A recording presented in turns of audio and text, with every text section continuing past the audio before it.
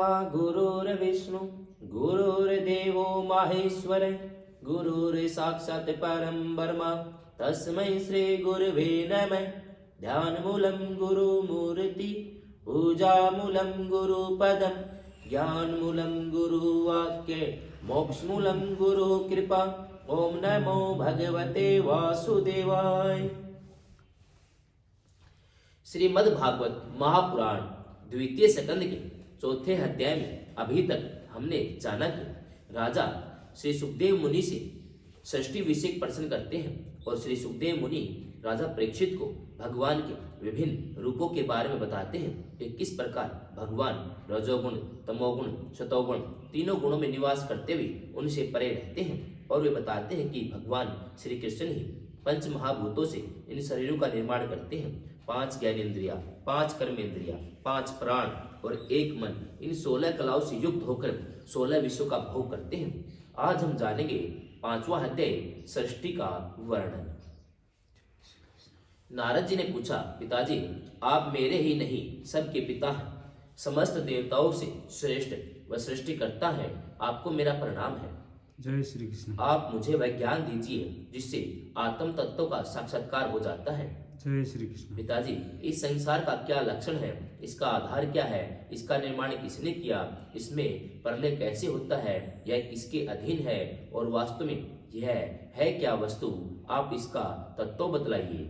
जय श्री कृष्ण। आप तो यह सब कुछ जानते हैं क्योंकि जो कुछ हुआ है, हो रहा है या होगा उसके स्वामी आप ही हैं। जय श्री कृष्ण। यह सारा संसार हथेली पर रखे हुए आंवले के समान आपकी ज्ञान दृष्टि के अंतर्गत ही है। जय श्री कृष्ण।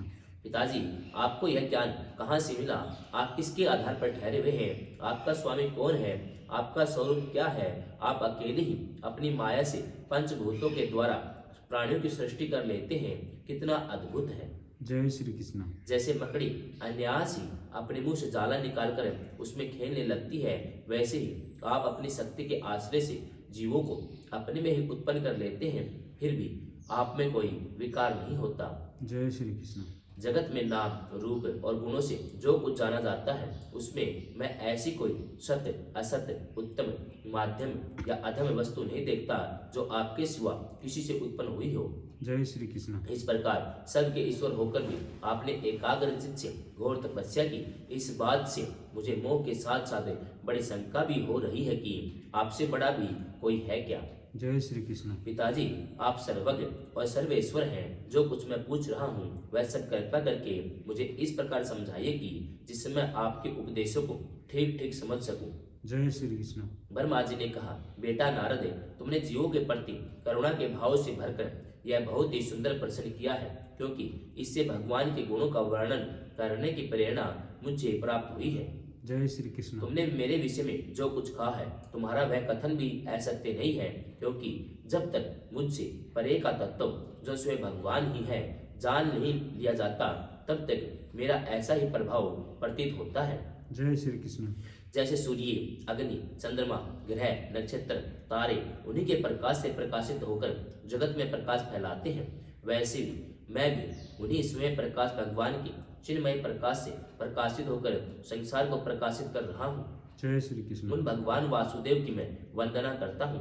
ध्यान भी जिनकी दुर्जय माया से मोहित होकर लोग मुझे जगत गुरु कहते हैं, यह माया तो उनकी आंखों के सामने ठहरती नहीं, जय श्री कृष्ण, झेप कर दूर से भाग जाती है। जय श्री कृष्ण।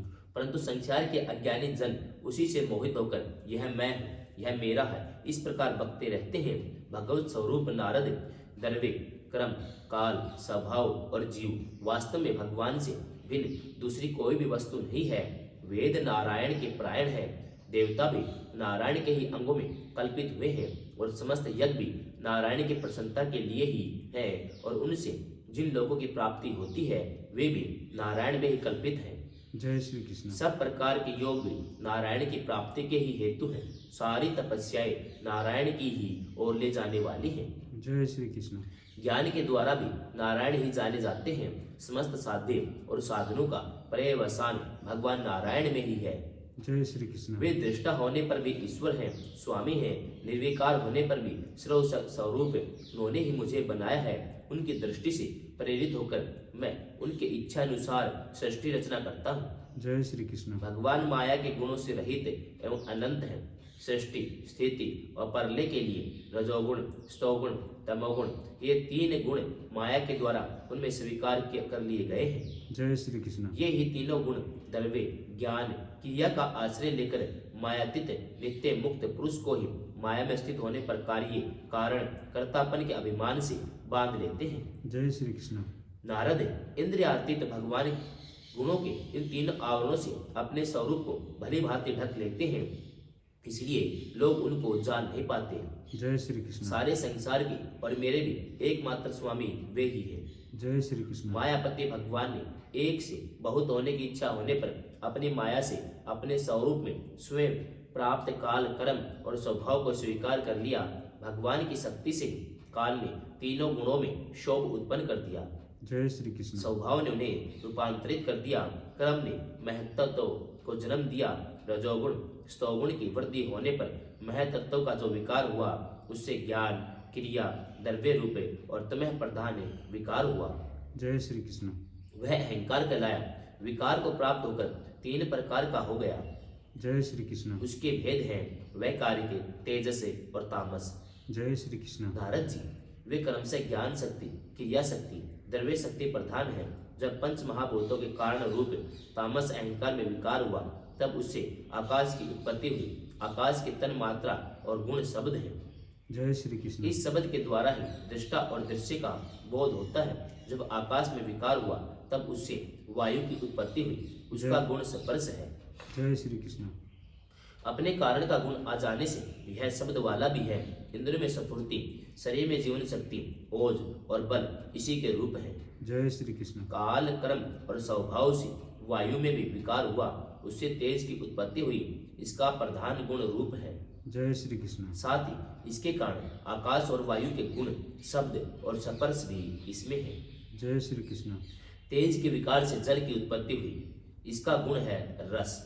जय श्री कृष्ण। कारण तत्वों के गुण, शब्द, स्पर्श और रूप भी इसमें आते हैं। जय श्री कृष्ण। जल के विकार से पृथ्वी की उत्पत्ति हुई। इनका गुण है गंध। कारण के गुण कार्य में आते हैं। इस न्याय से शब्द, स्पर्श, रूप, रस ये चारों गुण भी इसमें विद्यमान है। जय श्री कृष्ण। वैकारिक अहंकार से मन की और इंद्रियों के 10 अधिष्ठात्र देवताओं की उत्पत्ति हुई, जिनके नाम हैं दिशा, वायु, सूर्य, वरुण, अश्विनी कुमार, अग्नि, इंद्र, विष्णु, मित्र, प्रजापति। जय श्री कृष्ण। तेजस अहंकार के विकार से श्रोत्र, त्वचा, नेत्र, जिह्वा और घ्राण ये 5 ज्ञानेंद्रियां, वाक, हस्त, पाद, गुदा और जनन इंद्रिय ये 5 कर्मेंद्रियां उत्पन्न हुई। जय श्री कृष्ण। साथ ही ज्ञान शक्ति रूप बुद्धि और क्रिया शक्ति रूप प्राण भी तेजस अहंकार से ही उत्पन्न हुए। जय श्री कृष्ण। श्रेष्ठ ब्रह्मविद जिसमें ये 5 महाभूत इंद्रिय, मन और सत्व आदि तीनों गुण परस्पर संगठित नहीं थे, तब अपने रहने के लिए भोगों के साधन रूप शरीर की रचना नहीं कर सके। जय श्री कृष्ण। जब भगवान ने इन्हें अपनी शक्ति से प्रेरित किया तब ये तत्व परस्पर एक दूसरे से मिल गए जय श्री कृष्ण। और उन्होंने आपस में कार्य कारण भाव स्वीकार करके वैष्टि समष्टि रूप पिंड और ब्रह्मांड दोनों की रचना की। जय श्री कृष्ण। यह ब्रह्मांड रूप अंडा 1 सहस्र वर्ष तक निर्जीव रूप से जल में पड़ा रहा। फिर काल, कर्म और स्वभाव को स्वीकार करने वाले भगवान ने उसे जीवित कर दिया। जय श्री कृष्ण। उस अंडे को फोड़कर उसमें से वही विराट पुरुष निकला, जिसकी जंघा, चरण, भुजाएं, नेत्र, मुख और सिर सहस्रों की संख्या में है।